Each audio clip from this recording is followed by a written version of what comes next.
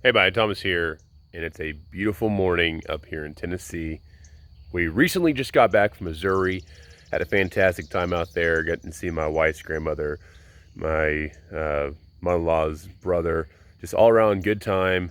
The kids had a blast playing in the creeks and then also playing in Big River there.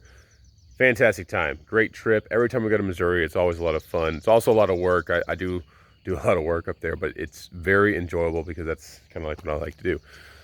One of the things I was going to talk about, so we are up in Tennessee, and I am going to be putting together a video on the Lucas Mill. So we brought the Lucas Mill up here to Tennessee to help finish out a few jobs. But while we were up here on this trip, just yesterday, we made a new acquisition. I don't know how many people can say this, but I have owned a Wood-Mizer mill, and I've owned a lot of Timberking mills. I've owned a Lucas mill now, and now I have a fourth brand that I've owned. Because right here, we just picked up a Cook's MP32. Now, we made this acquisition yesterday. This right here is actually going to be a stopgap mill, if you can believe that, because once we sold our 1400 mill that my dad's been running up here, our other mill's on order. However, it's going to take some time, and we're not expecting to see our new larger mill bigger than the mill I have. I'm not going to say what it's a Timberking, but it's definitely bigger than the mill I have. But my dad's waiting on that mill. That mill won't be ready until August, maybe. So in the time between, we needed a stopgap. We'd already sold our 1400 mills, so we got all these jobs piling up. So I said, Dad, we need to find a sawmill. So we found one locally here close by. It's a really, really good condition mill. So I'm going to turn around the camera here. So this is a Cook's MP32. It's a 2016 model, and it is fully decked out. I mean, there's really no option that this mill does not have. It does have a bed extension. I pasted out yesterday. It's just over 24 foot long. I believe this will cut at least a 21 foot long log. So I think he said it was a 6 foot extension. The tongue is removable. And I'm going to do, this is not going to be the episode of Searching for Sawmills, episode number 4. This is just going to be the introduction to the sawmill, because I still have to learn this mill before I can feel like I can, talk about it.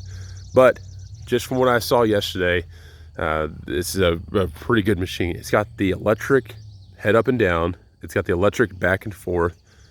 It has, again, the extension of the bed. It has the upgraded Kohler engine. This is the 26 horsepower, I believe, EFI Kohler engine with only 226 hours on that, 1 hour of which we put on there yesterday as we were kind of like going over everything. Overall, I am very excited to learn more about this mill. I'm excited to put out a video on this mill. So hopefully this week, I've already ordered blades. I ordered them actually last week because we had intended to buy this thing once I found out about it. And everything, the only thing I found that hasn't worked on it is the right light.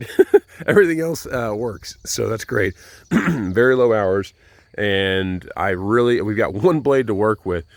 So hopefully, like I said, the blades will be in this week, but I do have my sharpener setters up here, so I'll go ahead and sharpen and set this blade, learn this machine, and go over it. But overall, I'm very excited about getting to put out a video on a Cook's MP32. And this is going to help my dad in the meantime between now and when he gets his mill. And then we'll see from there. But overall, I mean, this mill is pretty neat. It towed very well last night too here. We also have all the other pieces and the parts right there. It has a log turner. It has a ramps. I'm not going to lie. Very, very, very heavy duty. I mean, there is nothing light about this mill. I think the ramps each are dang near 80 to 100 pounds a piece. It's absolutely crazy how heavy duty this mill is. The head up and down and the back and forth, the up and down is actually pretty nice. You can kind of control it and everything quite well with the electric up and down, and then you have some fine tuning you can do by hand. Other than that, I mean, there's a lot to learn on this mill. This is just an introductory video to show you what's happening here real soon, and we're excited. We are very excited. So stay tuned. Please like, subscribe. Like I said, I'm looking forward to putting out this Cook's video. We'll see you around.